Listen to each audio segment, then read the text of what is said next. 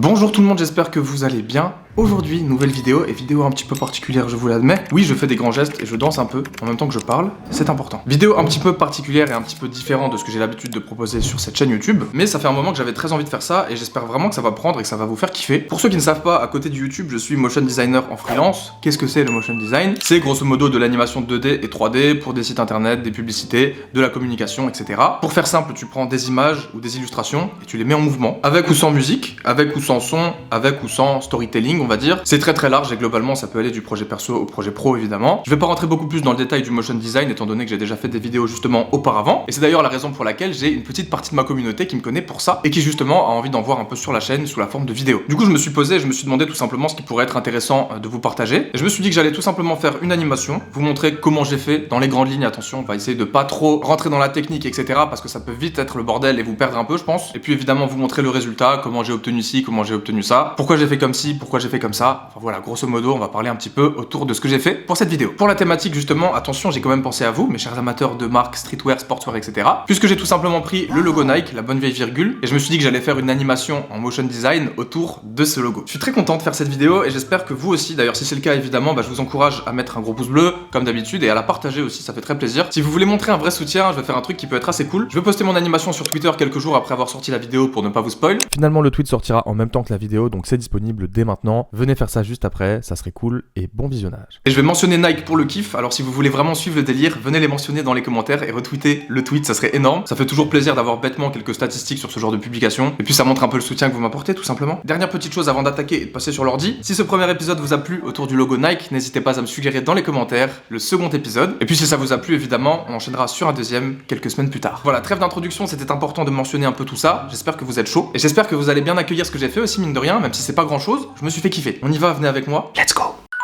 Ok, du coup, comme prévu, on se retrouve sur l'ordinateur, devant mon espace de travail. Alors, petite précision avant toute chose, pour les puristes. Oui, j'ai mis tous les éléments sur un seul écran, même si j'en ai deux. Tout simplement parce que c'était plus simple pour enregistrer la vidéo et pour la monter après, c'est logique. Du coup, tous les éléments se trouvent actuellement sur mon écran, la timeline, les effets, les options d'effets, certains petits scripts pour m'aider, c'est tout simplement des trucs que tu télécharges en dehors d'After Effects. Et d'ailleurs, tant qu'on en parle, Adobe After Effects est le logiciel que j'utilise le plus pour faire de l'animation. En l'occurrence ici 2D, donc c'est plutôt pratique forcément. Je pense que la plupart des motion designers travaillent là-dessus, même si on peut faire de la 3D à côté sur d'autres logiciels. On peut aussi d'ailleurs en faire sur After Effects, mais c'est pas ce que je fais le plus. Et après, pour de l'animation plus traditionnelle, il y a aussi d'autres trucs, mais on n'est pas là pour parler de ça. Aujourd'hui, on est sur After, on est sur mon petit écran avec au final pas tant de choses que ça, même si pour ceux qui connaissent pas, ça peut paraître bordélique. Petit tour de l'interface rapide, promis. En gros, à cet endroit-là, en haut à gauche, on a tous les éléments du projet, c'est-à-dire les compositions, les ressources, donc les images, les illustrations, les effets sonores, les musiques. Tu peux importer vraiment beaucoup de choses. Donc tout y est, et notamment ma composition principale que j'ai appelée Master, tout simplement, parce que je suis le maître. Pas du tout.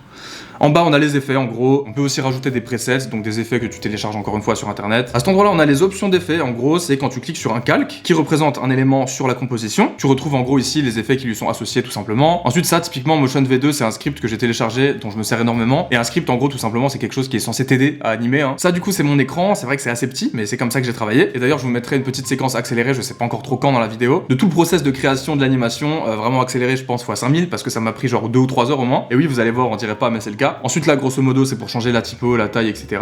Voilà, ce qui nous intéresse le plus, c'est toute cette partie-là, c'est la timeline, avec, comme vous pouvez le voir, déjà un petit aperçu de ce que j'ai fait sur cet écran-là. Voici à quoi ressemble l'animation, même si, attention, ce n'est pas le résultat final, et je vous le laisse en tout petit, exprès pour vous teaser un petit peu, mais pas trop, puisque tout à la fin, j'ai fait du sound design, donc on va dire un petit ajout d'effets sonores, léger, mais sympa quand même, qui donne encore un peu plus vie à l'animation. Voilà, en gros, à quoi ça ressemble. C'est une petite animation qui tourne en boucle autour du logo Nike, du coup, avec deux petites boules de couleur orange et bleu. Je vais vous expliquer pourquoi d'ailleurs. Bon, finalement j'ai oublié d'expliquer évidemment, et du coup voici une petite image à l'écran illustrant parfaitement pourquoi j'ai choisi cette boule bleue et orange. C'était pas spécialement un attrait pour la collection en question, mais surtout pour les formes géométriques et colorées que je trouvais cool, liées à Nike. 2-3 petits effets de texture, et globalement quelque chose d'assez smooth, mais rien de spectaculaire non plus, même si c'est plutôt sympa, et je trouve qu'avec le son ça rajoute vraiment un truc, donc restez jusqu'à la fin, c'est important. Pour ceux qui n'y connaissent rien, rapidement je vais vous expliquer comment ça fonctionne, tout ce bazar là, puisqu'au final c'est là que tout se passe. En gros, tout ce qu'on voit là, les trucs de couleur, c'est des calques, c'est-à-dire que chaque calque c'est un élément sur l'écran. Par exemple, ce calque là, c'est la boule orange, vous voyez. Si on clique sur le calque, on la voit en surbrillance et on voit sa trajectoire, on voit un petit peu comment elle évolue dans le temps, puisque oui, le temps est affiché au-dessus de la barre là, comme vous le voyez juste là. Là on est à 2 secondes en gros, là on est à 4 secondes, voilà, c'est comme ça que ça fonctionne, une timeline. On avance dans le temps et les éléments s'animent en fonction de ces petits bidules là qui sont ce qu'on appelle des images clés. Et ce qui va se passer du coup entre deux images clés, grosso modo c'est une action, par exemple une balle qui fait de ça à ça. La première image clé, donc par exemple ça là, ce que je sélectionne c'est le point A de la balle.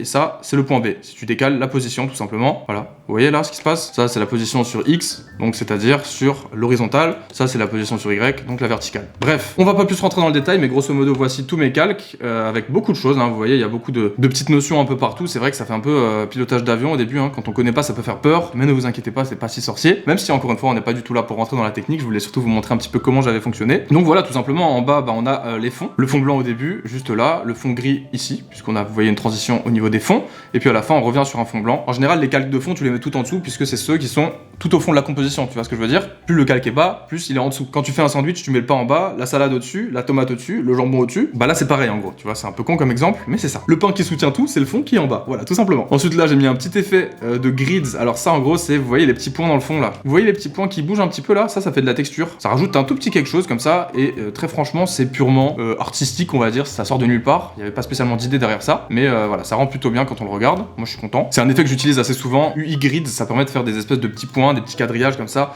très géométriques, et ça, je kiffe. À la fin, d'ailleurs, j'en ai remis un, vous voyez, juste là, grids BG fin. BG, ça veut dire background, ça veut dire dans le fond, tu vois. On le voit qui s'anime cette fois-ci en blanc sur le noir, le swoosh à la fin. Ça donne un petit peu de dynamisme comme ça, regarde. Hop, et hop. On retourne au début. Franchement, c'est assez sympa ce petit truc de grids là. Et là, du coup, tout simplement, quand on clique sur le calque, on a les options d'effet avec les UI grids, comme je vous le disais. Ensuite, le swoosh, tout simplement, là, donc c'est le logo, hein, vous voyez, on peut masquer le calque et le faire apparaître pour voir où on en est. Ensuite, j'ai mis un swoosh blanc, donc pareil, hein, vous avez capté que j'ai inversé les couleurs. Blanc sur noir, noir sur blanc, blanc sur noir, donc tout simplement, à ce moment-là, dans le temps, quand le fond passe en noir, le swoosh passe en blanc. Et oui, tout simplement. Et pareil pour la fin, le fond passe en blanc et le swoosh en noir. Voilà, donc c'est pour ça qu'on a cette espèce de petit échange au même moment là. Et puis pour finir, on a les sphères, donc sphère bleu début, sphère orange début, c'est-à-dire que c'est les deux premières qu'on voit passer, qui sont sans effet, donc je les ai mises comme ça, toutes seules. J'ai fait la trajectoire à la main, je me suis un peu fait chier, hein. Je pense que j'aurais pu faire plus simple, mais comme le logo était une image et pas un fichier vectoriel, donc c'était un peu long, je vous l'accorde, mais je trouve que la vélocité rend plutôt bien, ça m'a l'air assez réaliste, donc je suis content. Donc les deux balles du début que j'ai coupées à ce moment-là, vous voyez. Pourquoi j'ai rajouté Echo derrière? Tout simplement parce que j'ai rajouté un effet qui s'appelle Echo, qui permet de donner à la balle, vous voyez, une espèce de traînée derrière, qui donne clairement une impression de vitesse, et ça c'est très sympa, c'est quelque chose que j'utilise énormément, et je l'avais pas mis au début pour qu'on comprenne bien que ce soit des balles quand même, et comme là je leur rajoute du poids puisqu'elles tombent sur le swoosh, j'avais tout simplement envie de leur rajouter un peu de dynamisme avec cet effet Echo, tout simplement pour jongler un peu entre Echo et pas Echo, histoire que ce soit pas trop chargé non plus, parce que vous voyez, mine de rien, ça rajoute quand même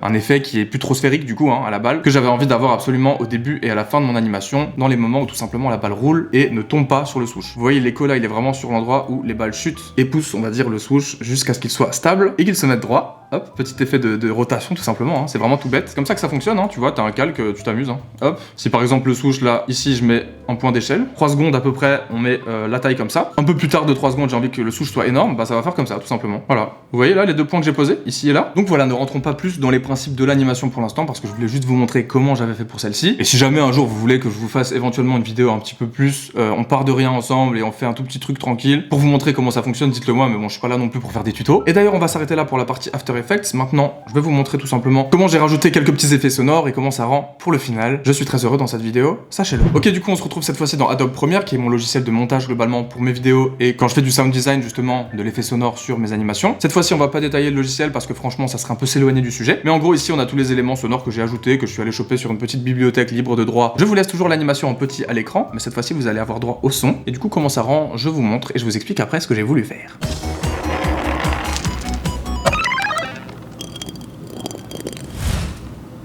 Voilà. C'est cool, non? En gros, je suis parti sur un délire un petit peu jeu vidéo, on va dire, avec des petites boules qui roulent au début. Et puis en gros, quand ça se casse à ce moment-là, puisque j'avais quand même envie de marquer une séparation assez dynamique, et ben on a un genre de son de game over avec après le bruit des boules qui roulent, qui est beaucoup plus light, un peu pété d'ailleurs, hein, sur les bords, on peut le dire, comme si c'était un vieux tesson de bouteille qui roulait par terre, tu vois. Du coup, bah j'ai mis une petite musique au début, un peu genre gaming comme ça.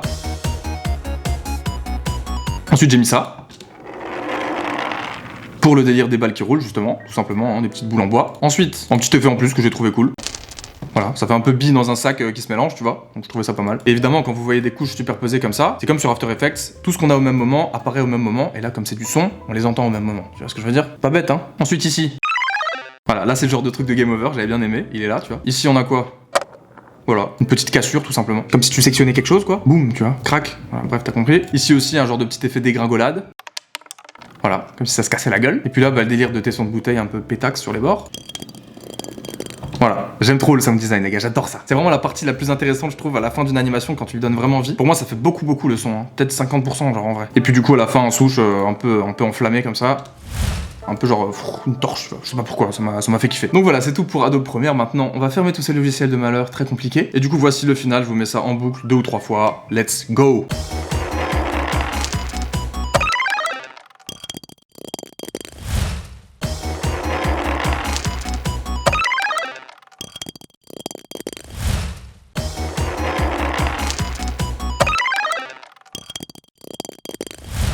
Dites-moi ce que vous avez pensé de cette animation les gars, et aussi, très franchement, dans les commentaires, au-delà d'une suggestion pour un épisode 2, dites-moi comment je peux améliorer ce qui pourrait être une nouvelle petite série sur ma chaîne. Très franchement, cette vidéo m'a vraiment fait kiffer, j'espère que ça se sentira. J'ai passé un très bon moment à vous présenter tout ça, et comme en ce moment je bosse un petit peu moins pour des clients en freelance pour du motion design justement, bah c'est important pour moi de faire des petits projets perso pour garder la main dedans. Et cette petite animation, typiquement, représente très bien ce que j'aime faire sur After Effects, des formes simples, animées, de manière dynamique. Bref, voilà, encore une fois, vous trouverez cette petite animation sur Twitter d'ici quelques jours. Bah non finalement, tout de suite, comme je le disais au début. Avec Nike en mention, faudra les mentionner et faudra retweeter. Juste pour le kiff, tu vois, je sais que cette animation n'est pas incroyable, mais ça fait plaisir, faut faire des trucs comme ça, on a internet pour ça les gars. On se retrouve tout de suite pour une petite conclusion, ne bougez pas, let's go. Ok, c'est terminé, j'espère que ça vous aura plu les amis, j'ai passé un excellent moment, franchement je suis très content d'avoir partagé cette vidéo avec vous. Comme j'envoie 2 vidéos par semaine, il y en a certaines qui sont un petit peu moins importantes que d'autres, mais celle-ci je l'estime vraiment beaucoup, donc j'espère que vous allez apporter un maximum de soutien autour de celle-ci. 2 fois celle-ci du coup, mais on s'en remettra. Et comme d'habitude, vous savez comment soutenir, les pouces bleus, très important, les commentaires pour me dire qu'est-ce que vous voulez pour l'épisode 2 si ça vous a plu, et d'aller retweeter ce post là sur Twitter, @laroutineyt, comme sur Instagram d'ailleurs, je vous encourage à me suivre sur tout ça. Abonnez-vous à la chaîne, activez la petite cloche, et par-dessus tout, dites-moi ce que vous avez pensé de tout ça, c'est important pour moi. Pour finir, je fais des lives sur Twitch en ce moment, la Routine TV comme d'habitude, je vous le dis, mais venez follow, hein, ça continue, on est là, ça fait plaisir. Et je vous remercie d'avoir regardé cette vidéo jusqu'au bout. Comme d'habitude, on se revoit très bientôt, promis. Portez-vous bien, prenez soin de vous,